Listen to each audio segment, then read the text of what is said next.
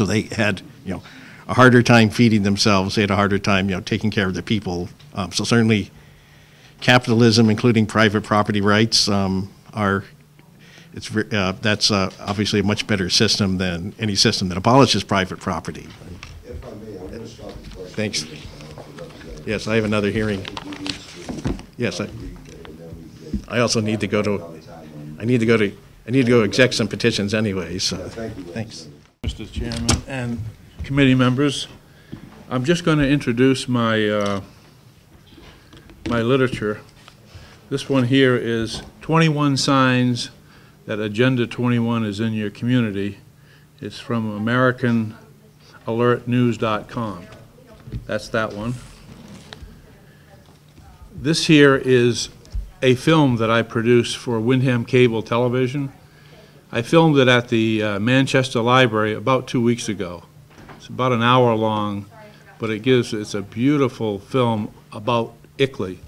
And one of the things it mentions in there, one of our favorite characters, Jacques Cousteau, where he says, I hate to say it, he says, but we got to start eliminating 100,000 people right away. Maybe it was more. I'll leave that with you. That's running right now in Windham Cable Television. And just another one I asked you that about, so I can, because I want to do it myself. And there's two. My running in my town. Okay, there's two of them. And I just want to give you a quick war story about Senator John Sununu. I approach him in Nashua. I says, Senator Sununu, what did you do with this Law of the Sea Treaty bill?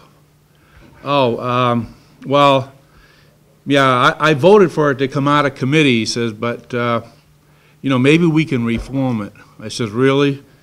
And, he could tell I was perturbed. He says, well, I'll tell you this, Bill. He says, the Joint Chiefs of Staff liked it. That ends my testimony, but I'm going to offer this to the committee as a gift.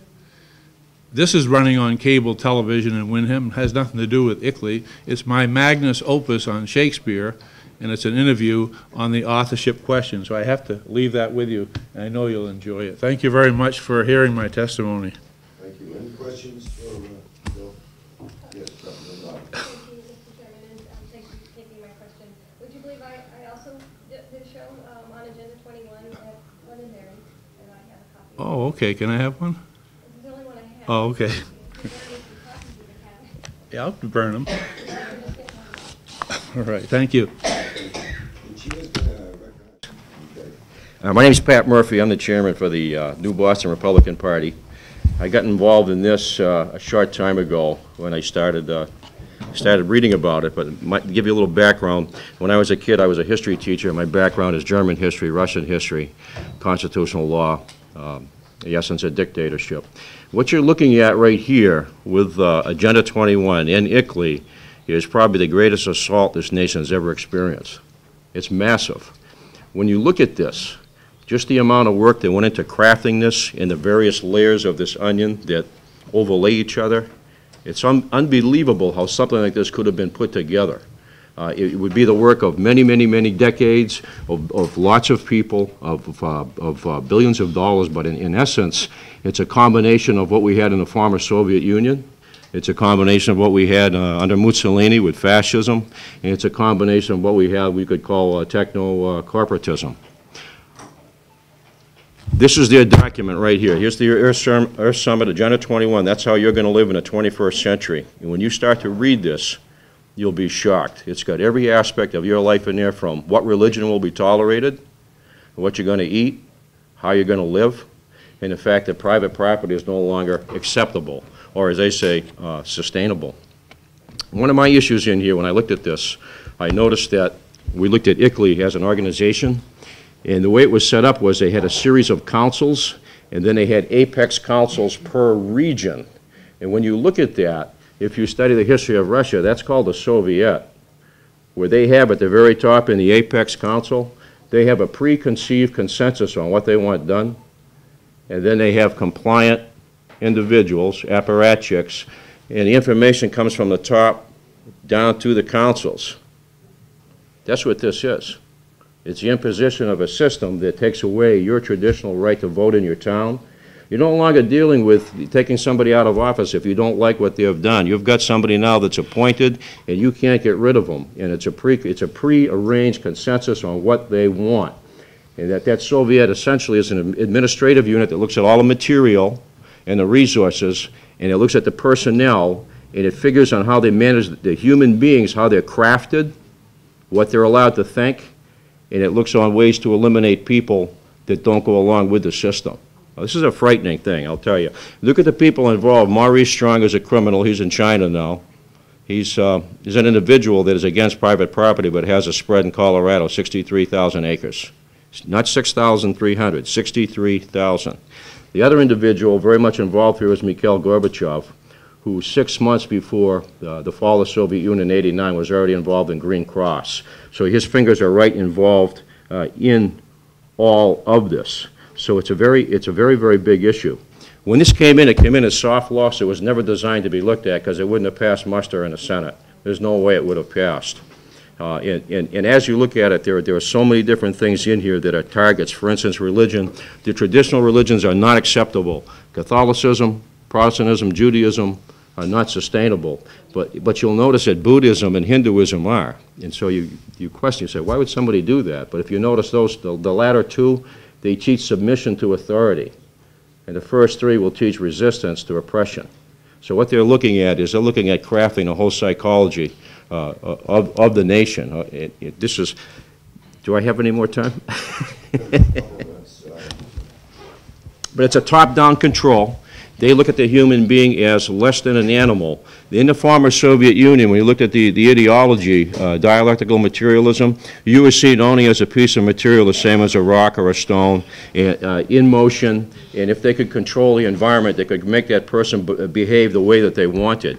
With this system, what you find in this Earth Summit, Agenda 21, it's a biocentric system, which means a human being is in the way. So they have even less value than they did in the former Soviet Union. So they become expendable.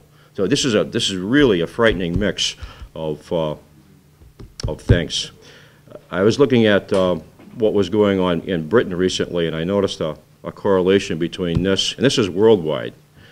And they had a thing called Common Purpose. And it was a charitable organization. And you looked at how it was set up, and they would take, say, for instance, 10 young kids, and if they wanted to get to this volunteer group, they would find out who their parents were and what they were associated with. So if I had a youngster that was involved, say his dad in the chemical industry, his mother a head financier in a bank, or somebody else maybe in major medical equipment, all of those people would be brought into that organization. But then the kid whose dad was just in the gas station, every one of those was out. And so they were planted all the way through the strata of that society. That's what this is with education. When you look at International Baccalaureate, which is part of this, it's crafting a fifth column of kids that have no concept of the American Constitution, no concept of the uniqueness of American history, no concept of natural law, which makes this country unique. And instead, they're fed everything on a cosmopolitan type level as citizens of the world. I'm all done. That's good. I could go on forever, but I mean, I think they have the idea that this thing here it's insidious and it's a danger. It's the antithetical to everything that this country is based on. I will say just one more thing. The United States right now, it is the only country that has not signed on to the International Criminal Court, along with Somalia. If they do that, and we have people pushing for that treaty, that is going to herald things that are very, very destructive for this country. But you can see how this would work, where you craft all these people that want to go along with these programs and then push the senators to say, let's ratify this treaty. What that would mean is anybody in here gets arrested, there's no jury trial, there's no facing your accusers. It's a totally different system. So, and it's a frightening thing. So you have about 6 or 7 of those treaties, but I think that one probably, of all of them, is the worst that's coming up. Thank you, Pat. Take a question? Will you take a question, Mr.? Yeah, sure. Okay. Thank you, Representative Swing. Oh, I've been biting at the grip. Thank you, Mr. Chairman. As you were, would you believe, as you were speaking, I'm old. All I could see was Nikita Khrushchev standing in the UN, pounding on the desk say, "We will take you over and never fire a shot." Is this his prediction? Well, that's a part of it. The other part of it is, I said, fascism. You have certain corporations. If you look at fascism, certain select corporations, what they're calling benefit corporations, they're allowed to prosper. They get the contracts. They don't pay the taxes, and they're in the club. So you have public-private partnership. That's what a lot of that is. So it's a combination of that. And then on the technology side, you're watching all this General Petraeus talking about the smart meters and this and that they're going to control everybody and punish who they want. Will set up your electricity. I mean, it's. Let me say just one more brief thing, if I could. There is an enforcement arm for this. Where they say I.C.L.E.I does not have an enforcement arm, just in June, the White House Rural Council was established by executive order. That's 25 agencies of state, Homeland Security, Department of Defense, EPA. And what they did just last week, they took a Michigan farmer and they went out with a SWAT team. Okay? And what they said was he had certain pigs. They said that's an invasive species. He had already killed the pigs because I guess he knew they were on the way, because if he hadn't, he would have wound up in prison. So here's somebody that went to bed at night in Michigan and woke up in the Ukraine, 1932, with Stalin, with the NKVD coming. There's no difference. That is something that should not exist in the United States of America. It was absolutely horrendous.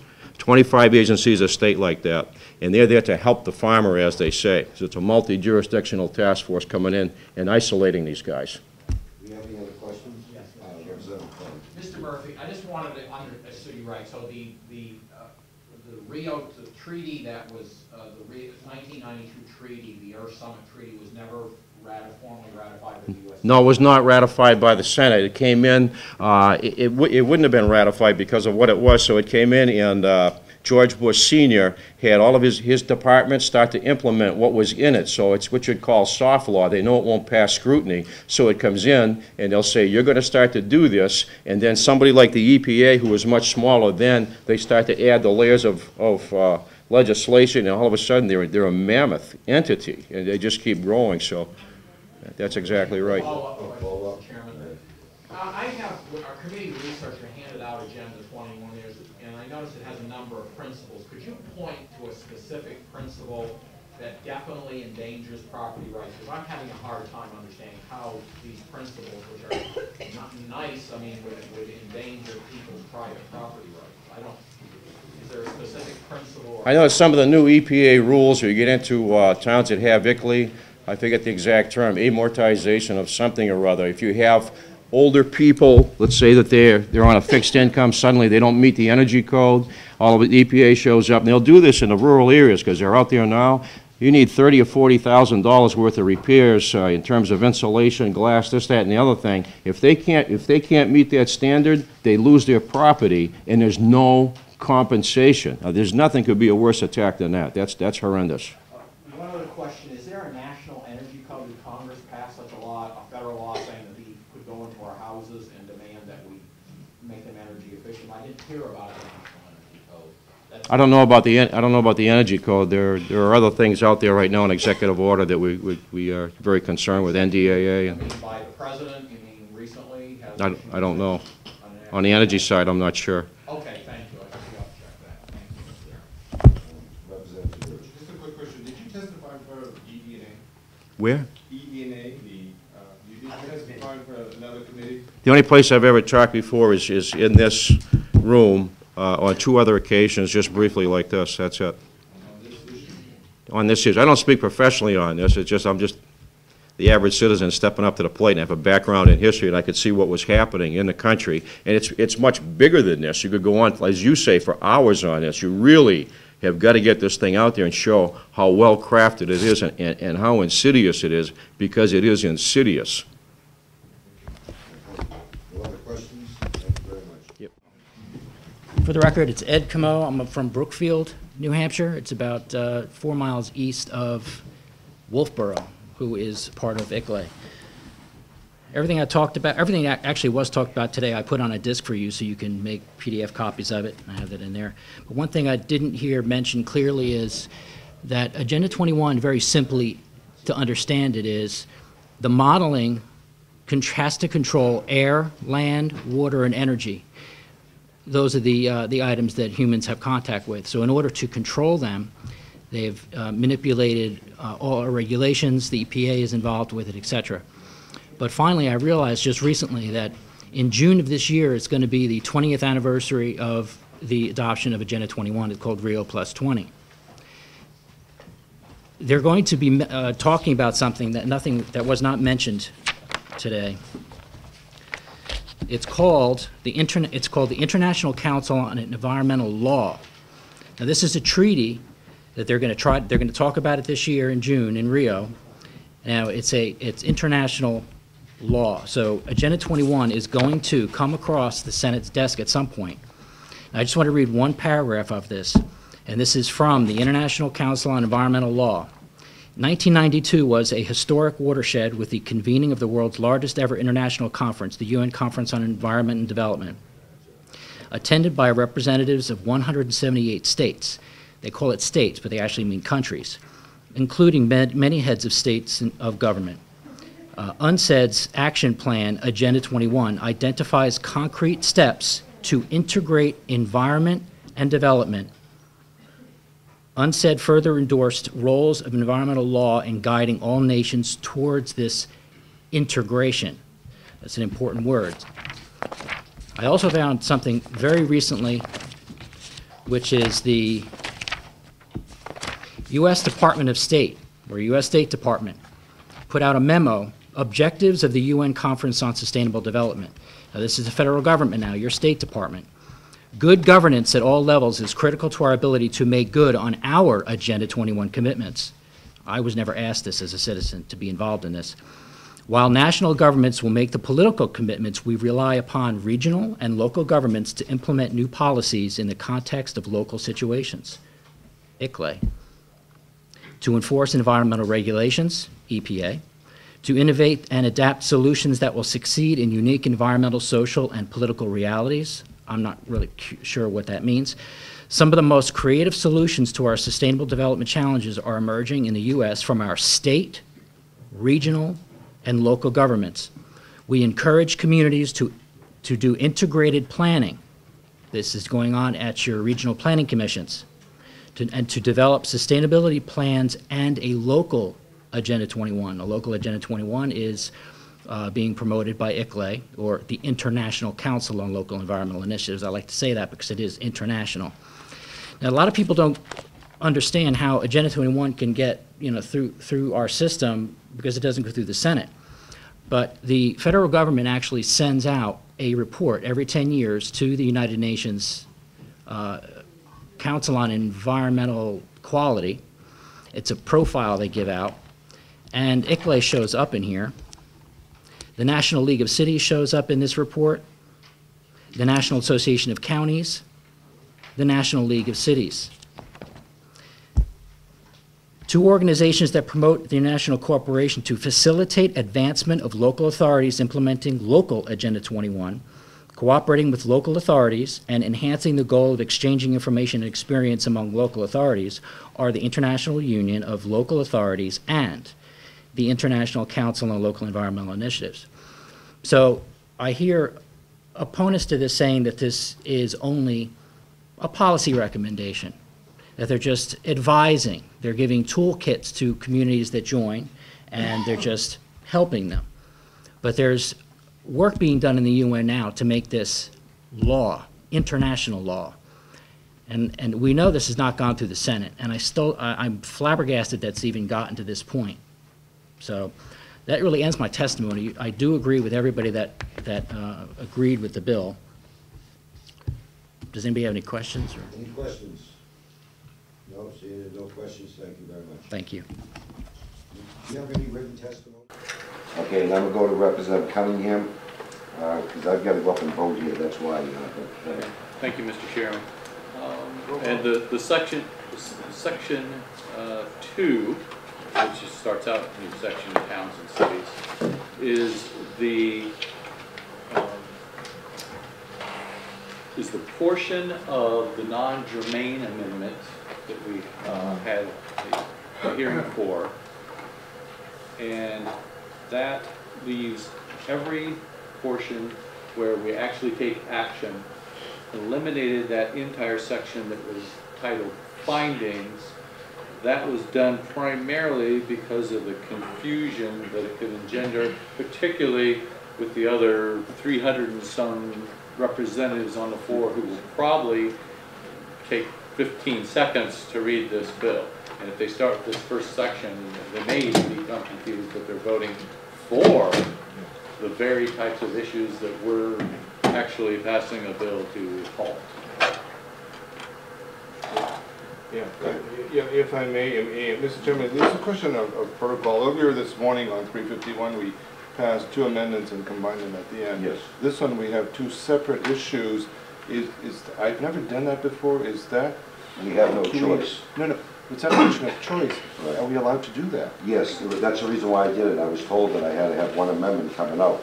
Yes, I know. Right, so even like the other one here that I had our clerk, administrative assistant call up to the clerk's office on this for clarification. No, if it's kosher, it's fine. Yeah, it is kosher because on one of the other ones that we got 2 amendments, I have to go when we're done and go and have them combined to 1. Okay. That's why I explained to you all I just wanted earlier. to make sure that we were Right. doing things Yes. the right way. So to save you the trouble on now, instead of doing it on 2, now we did it already, and I gotta go do the other one after. All right.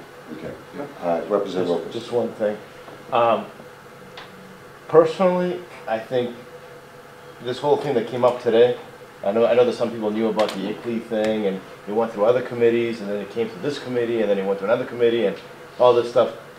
I don't understand why it got watered down in county municipal. I know we all know the chairman there, Lynn Ober. I have great respect for her. Unfortunately, she was not here to see why. What happened? They didn't have time to do it. I've never agreed to do non-germane stuff.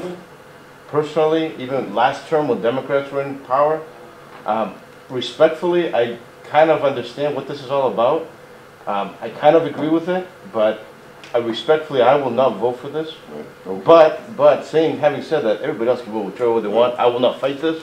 I will not do anything like that. No blurbs will be written. Right. But I just wanted to say that. Right, I understand, I respect that. I want you to keep in mind, remember I said earlier on germane, this non-germane bill is already something that didn't pass the House. This is Wait, germane. this is germane. It Okay, has to this do is with property. germane, and it also has to do with property issues, so we want to keep that in mind. Property issue. But, go ahead, you had something there? No, that was what I Okay.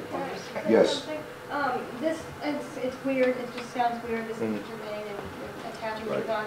But last year when we had the parrot bill, when I first found out that the parrots were illegal, I called former Speaker Donna Sytek, and she explained to me the process of attaching, and I'm like, she didn't repeat it, Right. it was all new to me. But she told me about that, how it is allowed, you can attach things onto other bills, especially now when it's the end of the year and we don't have a choice, and this is such an important issue. It's just not done very often. I'm not going to make a big deal out of it. I can't. I don't feel comfortable supporting it. That's all. I don't know if everybody else feels. That's their own thing. Thank you, Madam Chair. May I ask a question of Representative Cartwright? Representative Cartwright, who was chair at the time your bill went before the municipal and county? Well, when it was assigned, it was Beverly Ferranti, but by the time the hearing came about, Lynn Ober had just taken over. And do you want me to tell you why, the whole discussion of why it was? If the chair would allow. Sure. Yes, please. So they heard it. I had all the same people here to testify. However, because it was a second committee, she felt, I want to make sure I get this, that it couldn't be changed because it was a second committee. And that she felt that it wasn't enough time to have a study. So that's why they voted to ITL it at that point. Thank you. And I would comment that I served on municipal and county government, municipal and county. And it's a very busy committee, and I know historically we took the view at the time I was on that if the bill wasn't ready for mainstream, it wasn't our job to take the time to fix it.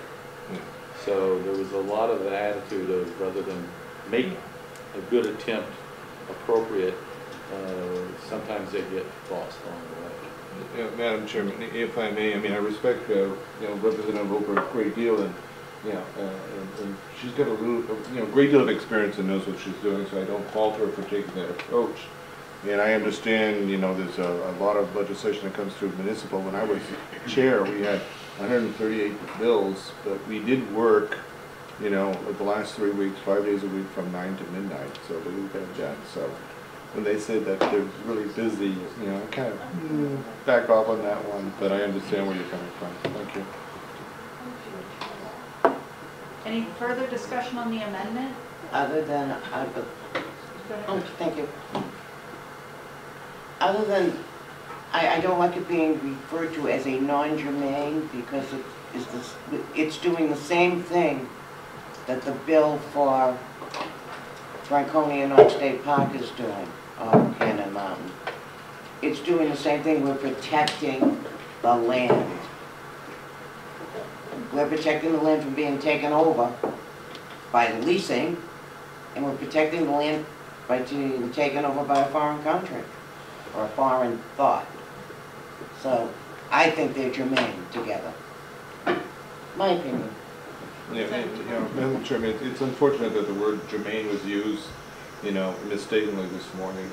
It is relevant, and we do have, we're following the rules, and we're actually in line with the House position, tacking it onto a Senate bill, so that I don't have a problem with it. So it is relevant legislation. We'll do that. We've been fighting this so long. And one more thing. I wish we had voted on them separately, and because I'm between a rock and a hard place here. I certainly, do not, equally, I do not like them at all. And when I was doing my homework, I mean, all these red flags going up, and I didn't even know how we got to this point to begin with, without people realizing. On the surface, it sounds like a really nice thing, but it's the biggest scam going for the U.S. that I've ever seen. So, all right, that being said, I've got a tough one on this one. And I'll make one more comment. Of course, you can always ask the speaker to divide the bill on the House floor. No, I would not do that. Are you kidding? I like them both. Bottom line, and over the testimony today, this is unconstitutional. We have an obligation. Get rid of it. I'm sorry, what was that? Representative? Representative, it's has said. Oh, no. Is that constitutional? It's unconstitutional. No, I agree. That's the point I was going to bring up Obligation when I was doing that. Get rid of it. Okay, totally agree. You want to green vote? I don't have a lot left, but somebody can have mine, and I can always get more. Oh, we'll left it. Do you have any? All right, any further discussion on this amendment? No, I know you want to. We digress. Representative Longer, do you- Somebody want one of these? Are you guys raising your hand because you have further discussion, or are you raising your hand because you want to read? Okay. All right, seeing no further discussion on this amendment, I'm going to ask the clerk to call the roll on, we had a motion for ought to pass on the amendment, is that correct? Yes, it was already done. No, on the amendment. The motion was made by. I don't think we've had a motion on the amendment. No, you Vote on got the a motion amendment. We've had a motion on the amendment. Yes. Second. Had a motion and Oh, second. wait, let me ask a procedural question. If we vote on the amendment, does that preclude anybody who is not present from voting on the bill? No. As No. amended? No, Okay, no, no. so if Representative Baldessaro comes in, he can vote on the bill. We don't want As long as the motion is made when he's present. Okay, all right. I'll ask clerk to call the roll. Representative Smith, Yes. Representative Cunningham, Yes. Representative Kingsbury, Yes. Representative Larson Schultz votes yes. Representative Lundgren, Yes. Representative McCarthy, Yes. Representative Nodder, Yes. Representative Rokas, No. Representative Cloutier, No. Representative Taberge, Yes.